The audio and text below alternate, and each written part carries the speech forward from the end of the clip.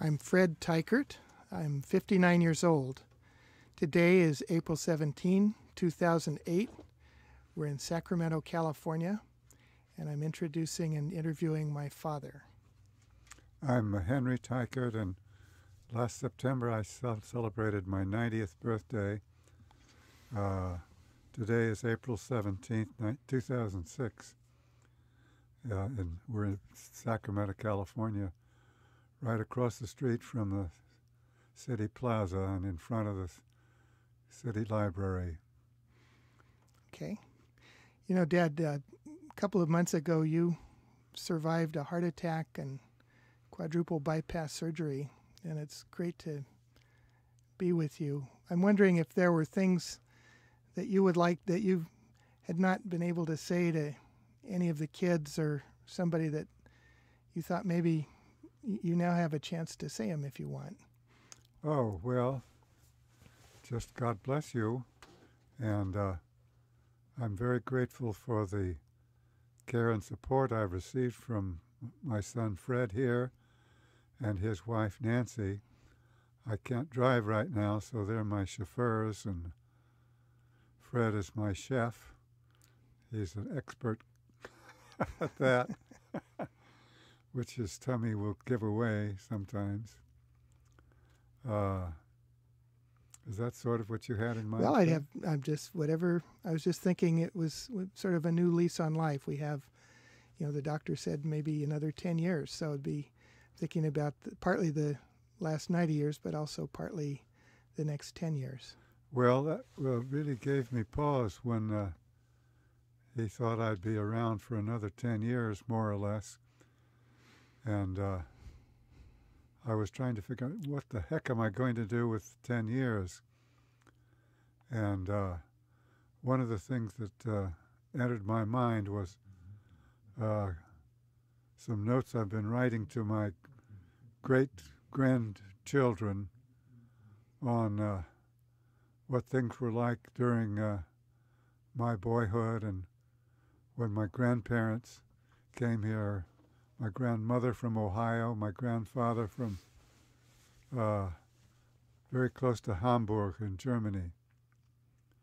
So I think that's going to occupy the next few days and maybe years, trying to get that into readable shape where it's of interest to great-grandchildren who I guess I got about 8 or 9 of them already standing in the sidelines waiting. What are some of the things that you want to say in that, the major, when you look back at that period of time? Well, I'm so grateful that my grandfather, when he first got to this country, worked in a grocery store for a couple of months, and he got room and board and made $5 a month. And he decided to come west. I think at that time there was still traces of interest in the gold rush in people's hearts and minds, especially people right here from Europe. So he didn't pause after New York. He came all the way to the West Coast and stopped finally when he got to San Francisco. He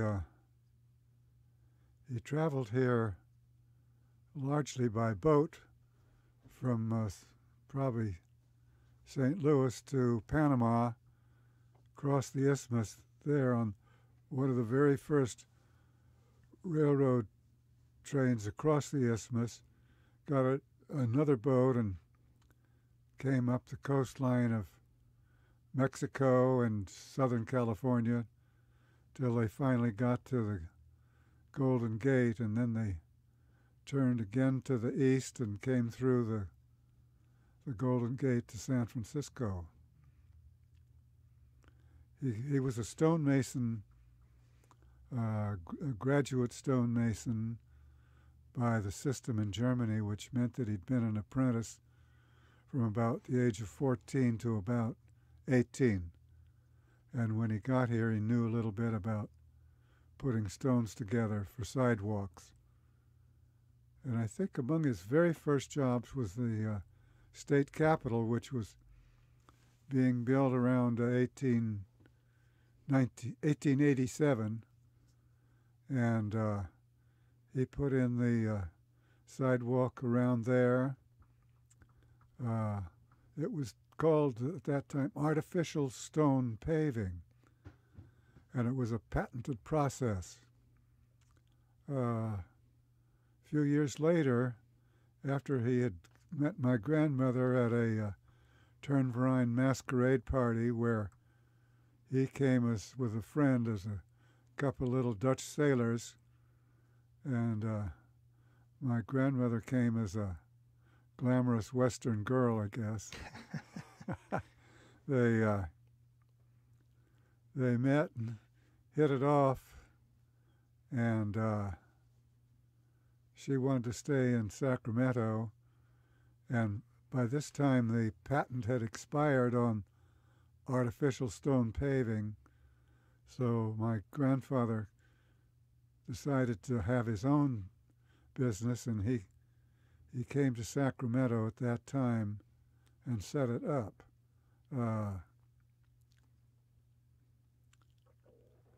I should mention that there was no cement produced in the West Coast at that time, and the cement came from Belgium in great big barrels, which had to be brought here by steamer and brought up the Sacramento River and unloaded here in Sacramento.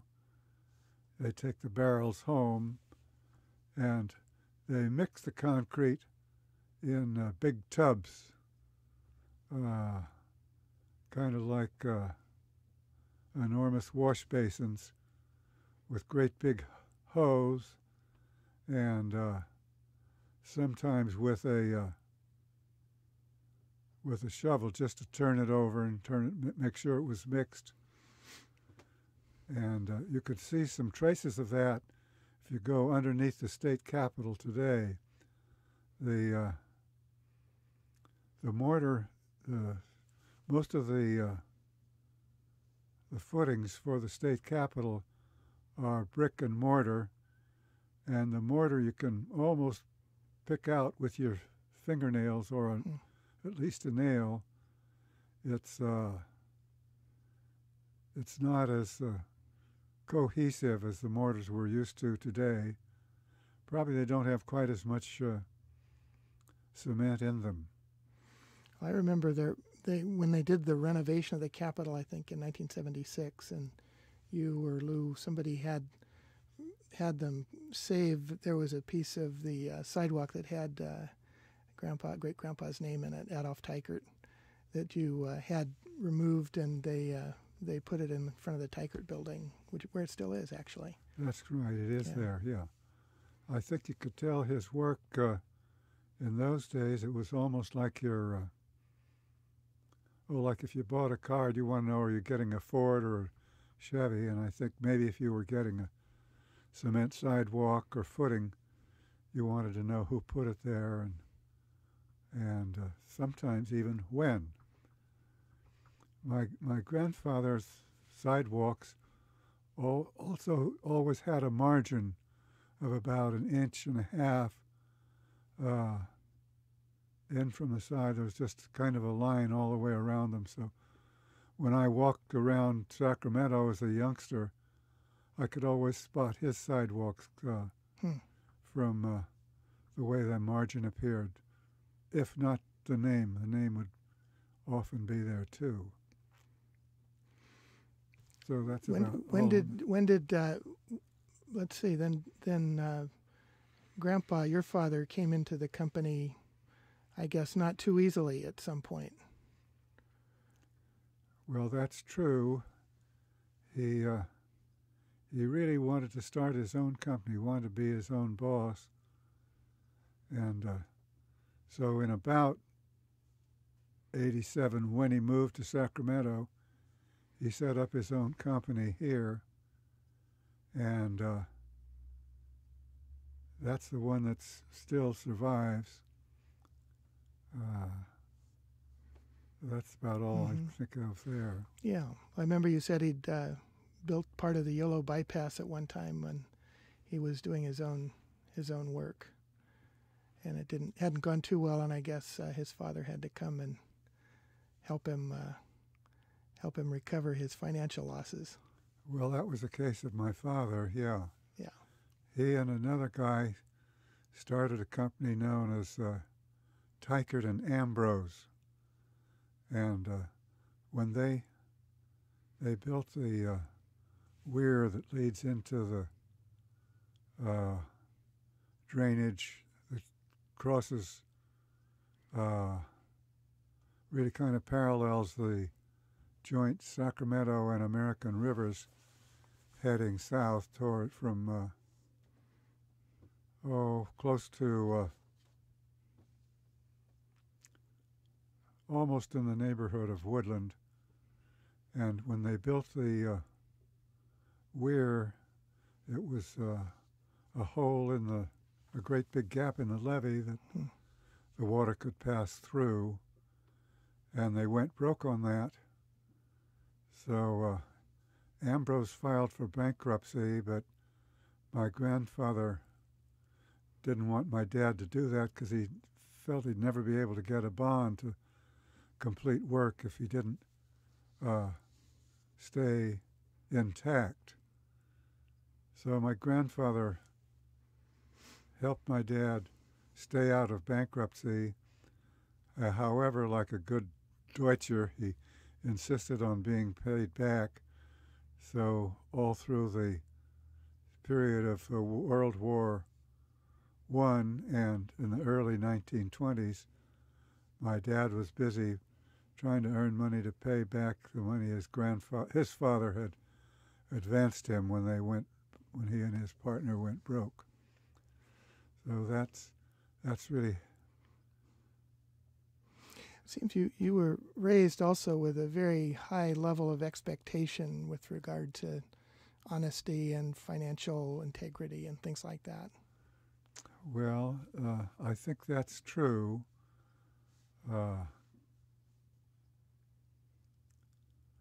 Again, if you go under the Capitol, you can see how the pillars of the Capitol come to rest on, they're like pillars. Again, they're made of brick and mortar, and they're upside down arcs. The column on the arc comes underneath the column coming down from above ground. Then the bottom just spreads out and distributes that load over the whole network of ground underneath the state capitol. We're sort of proud probably as a family as well as a company of our contractor's license number. I think that probably all happened while you were a young man or a little boy, actually 10 years old. But you want to tell the story about that? Well, I think they began licensing contractors toward the end of World War I and the early 20s, and I think you had to get in line to get your new license. And I guess my grandparents and my dad were early in that line. They got license number 8, which we've been able to keep through later incorporation and work all over the state, and even in Nevada and elsewhere. I think our license number 8 we're very pleased to have and proud of. How was it that you avoided becoming an engineer and went to eventually to law school? Well, my brothers were both my dad was a civil engineer, and he graduated from Berkeley, UC Berkeley, in 1908. And then my brothers both being older, had almost no alternative but to study engineering, which they did, and they felt it was a little too restrictive, and they encouraged me to become an English major, Oh. which I was glad to do, and I love to read, and they pushed me in that direction, and that's the direction that I ultimately went. And then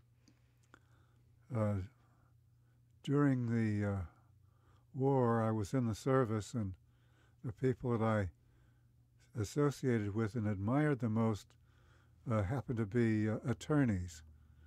So after the war, under the GI Bill, I went back to school in Berkeley and Bolt Hall and studied law, and ultimately passed the bar and practiced here in Sacramento for a little while before my dad fooled me by making me his executor. So I had to go to work in the construction industry, which I did and persisted in, and our company's still surviving and doing reasonably well. Well, you had actually, when you got out of law school, you actually did help start a new firm. That's right. It was called McDonough, Swartz, Allen, and Teichert, and Swartz later became a federal judge, and McDonough helped found SMUD, and I was busy with Wells Fargo, who were right across the street from our business, and worked with Edgar Boyles, who was an old neighbor back on about 25th and T Street, where I grew up. And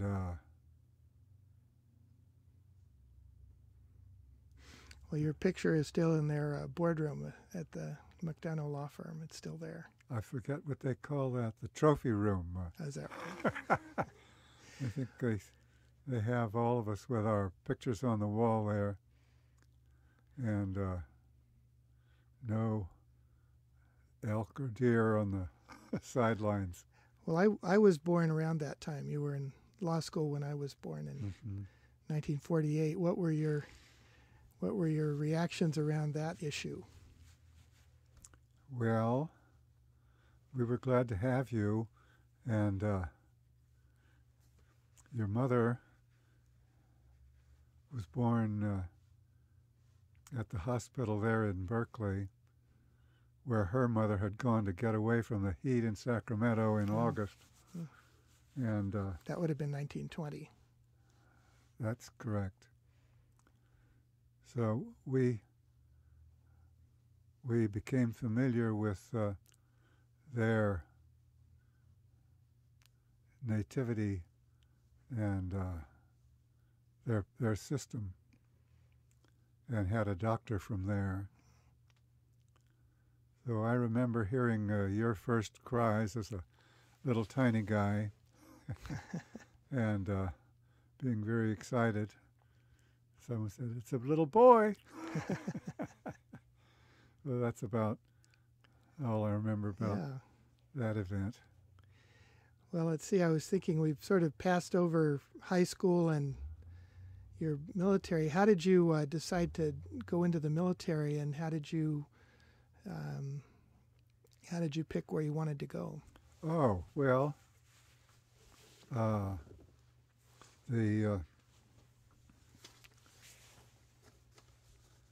everybody my age was eligible for the draft, and my grandfather had been drafted into the German army, and I think he was a little too small when he was called up for service, so he was told to come back in a year. And instead of coming back to their draft board, he went to Hamburg and got on a boat headed for New York and became a draft dodger. He was always kind of pleased with that, but I was always embarrassed by it. So I wanted to make sure I got in the service, and didn't have to apologize for not having been in the military. Uh-huh. And then you were in ROTC, I think, or at least to officer candidates school. That's right. I got into officer candidate school through an examination that took place. I was stationed at Stockton, and everybody there who wanted to go was tested.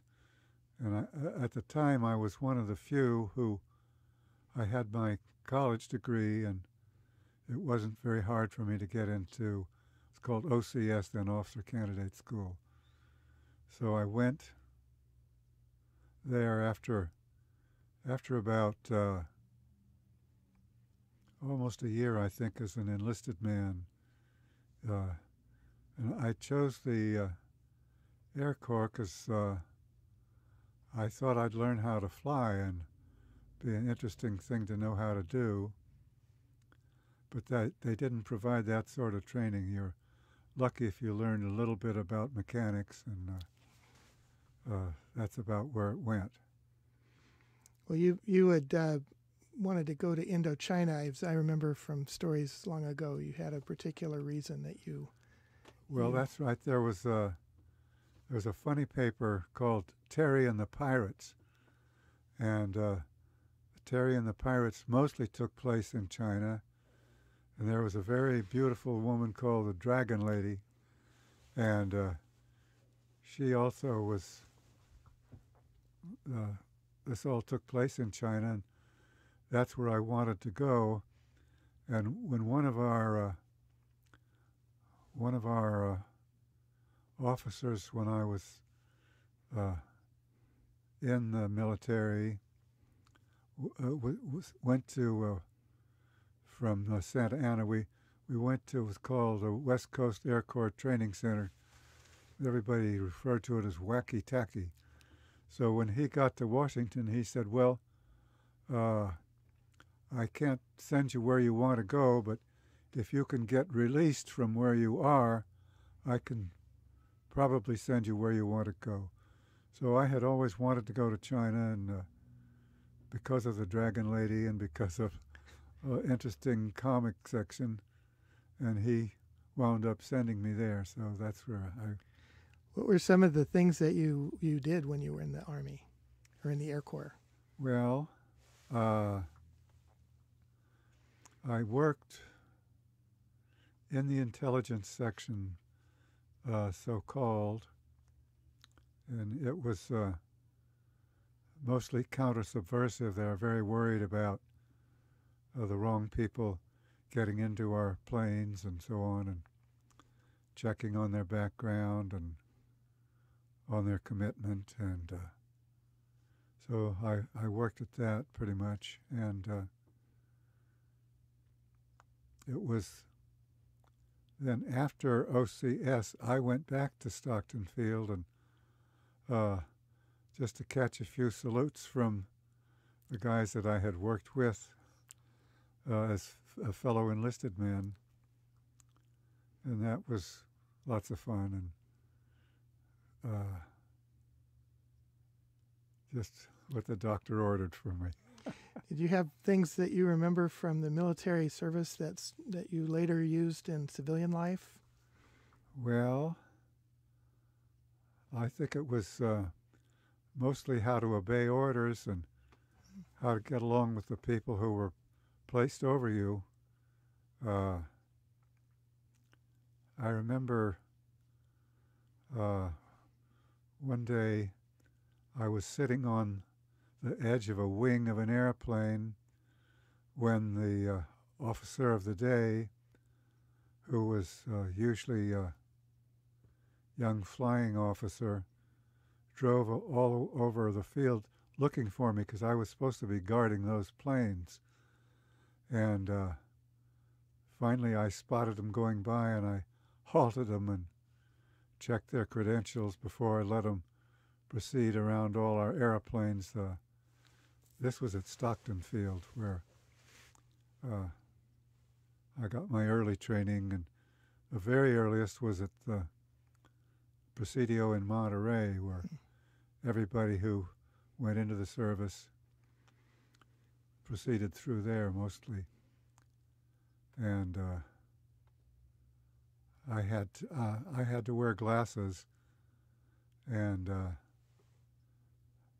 that was the reason I think I was sent to Monterey, to kind of check me out and see if I could do the things that had to be done in the military. So that's about what I remember there. Well, then after, going back forward a little bit more, after you were a lawyer for a while, and how did you make the change from being a lawyer to running a company? Oh, well, as I say, my dad played a little joke on me. Yeah. By making me his executor. And there were one or two people who, outside the company, who were prepared to step in and take over. And I felt I could do that as well as anybody, and so I appointed myself to that position, and kind of stayed with it. And I had learned in the military, I guess, partly how to ask questions and how to get the cooperation of other people who had more knowledge and more experience than I did.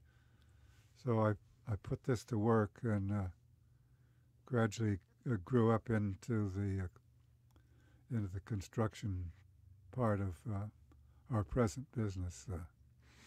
Well, you would have been the third generation, and many companies have gone out of business by the third generation. Well, so what did you do that was different, maybe, that enabled it to survive with a guy that didn't have a big construction background? I think mostly encourage the younger people in the company, and I think my dad being a civil engineer, he really emphasized civil engineer training, and I think a lot of our people stayed with us because it was really part of their education, really. And I think the company just relied on them as time went on, and we kind of grew from the inside, pretty much. Kind of on a different level, I guess my earliest memories of Grandpa were at 45th Street. And you, I guess, grew up, at least after your first house here, you grew up largely on 45th Street. Tell me a little bit about the 45th Street group and your relationship then and going forward, because that's been kind of an institution, I think, for you at least. Well, that's true.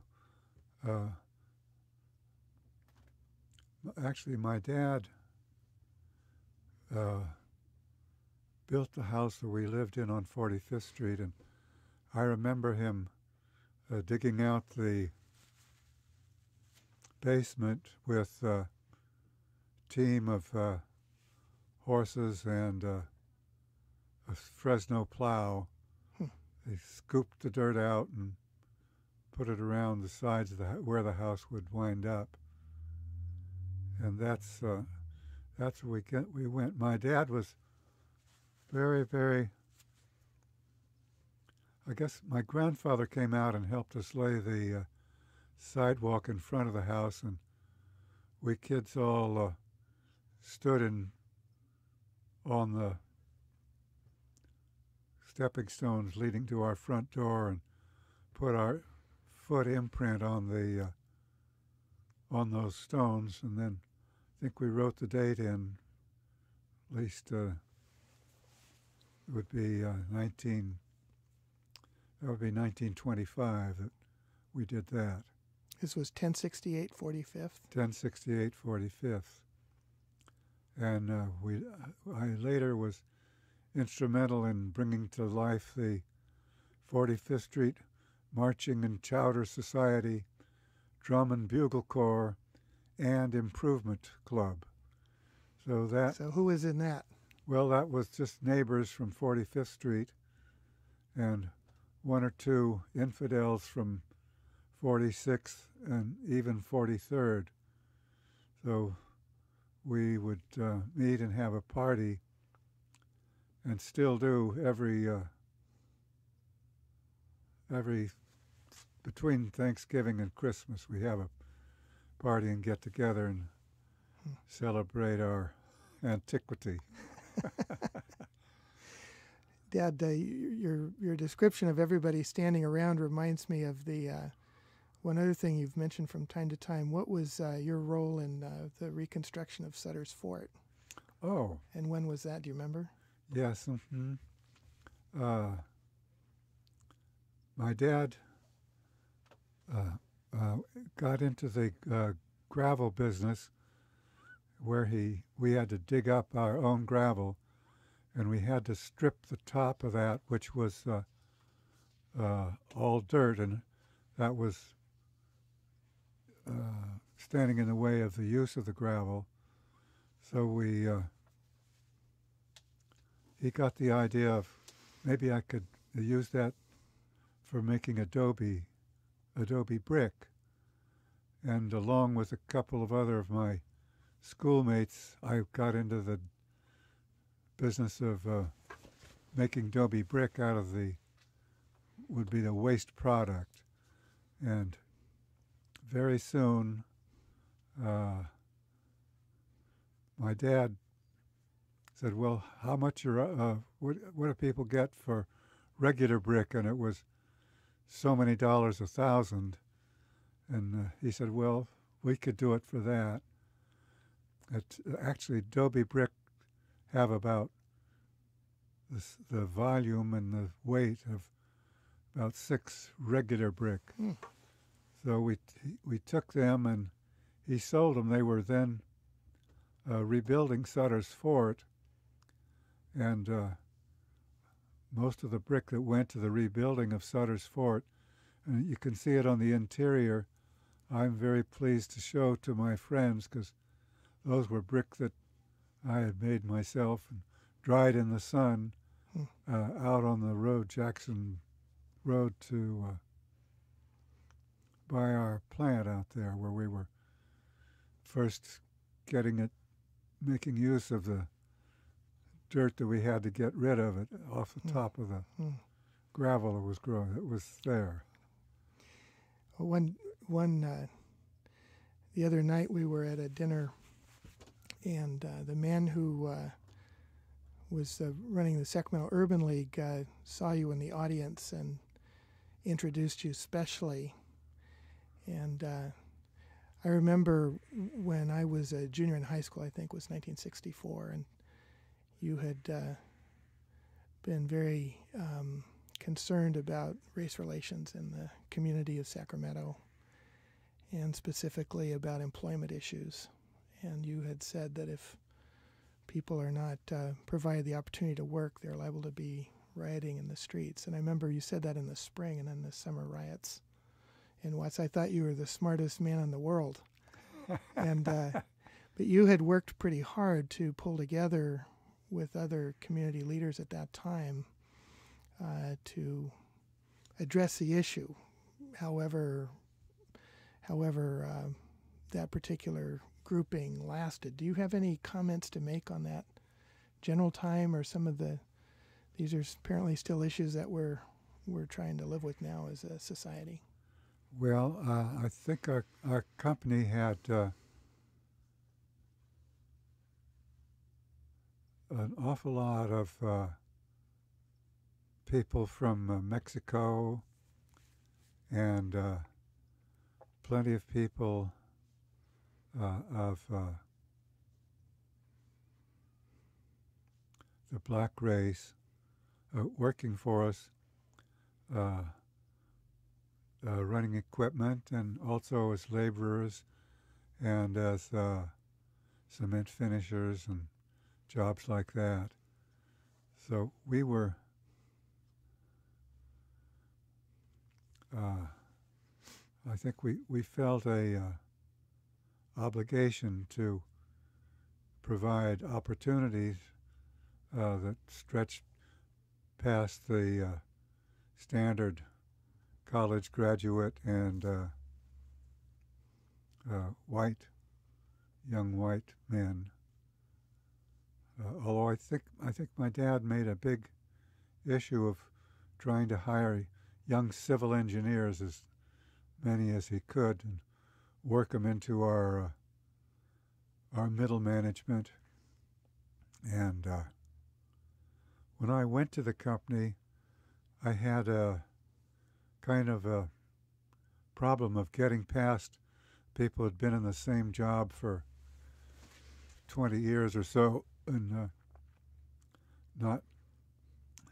getting around them, especially if they were in upper management.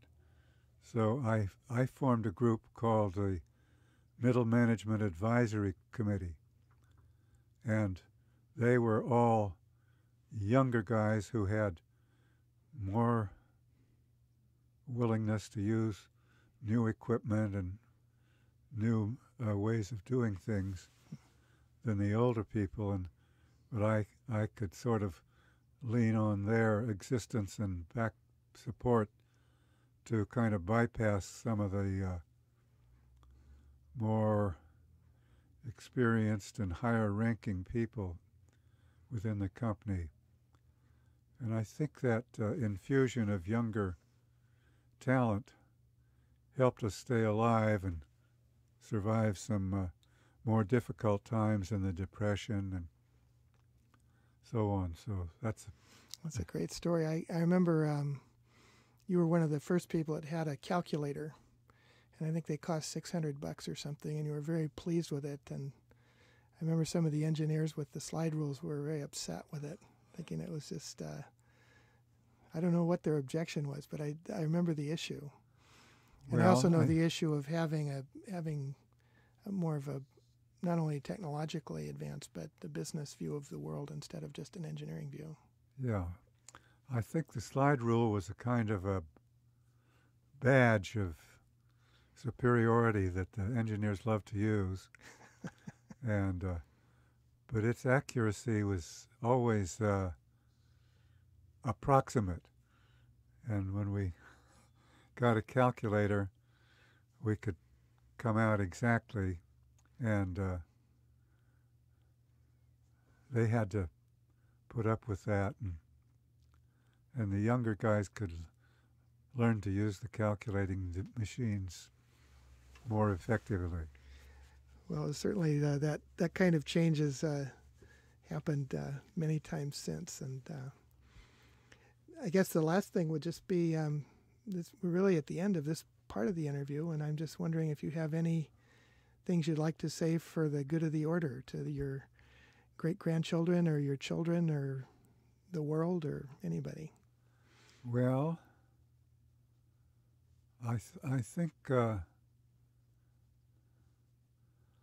have to say if you want to stay in business, you have to keep abreast of the technology of your business, or make sure your employees can do that and have done that. And short of that, I think as nearly as possible, you have to develop a reputation for fairness and honesty and doing what you agreed to do in a timely manner. So that's what I would say to my progeny. And well, thank you very much, Dad.